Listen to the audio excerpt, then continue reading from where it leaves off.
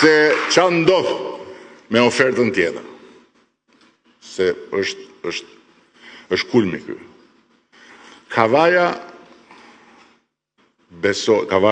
demokrate besoi tek primaret, besoi tek thirrja e bufit kënetës për të gjithë ata që kishin ambicje ta nxirrin kokën mbi ujë. Dhe hiri i vërtetës e dogjit thuhet që Kavaja nxori në primare fituesin e gjithë qarku të Tiranës.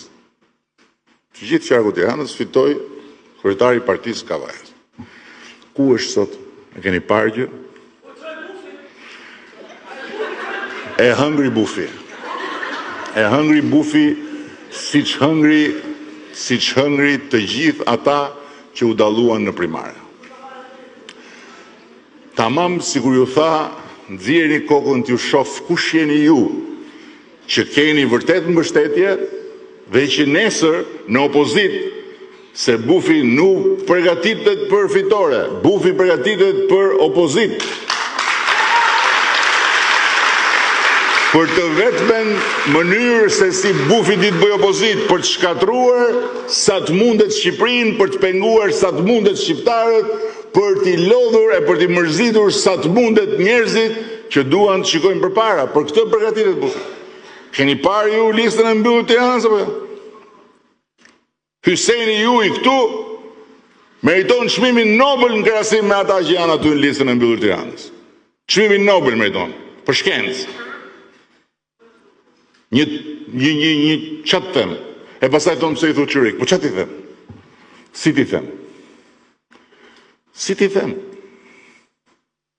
E morën e zhdukën kryetarin e partisë. Pse? Çfarë faji ka ai?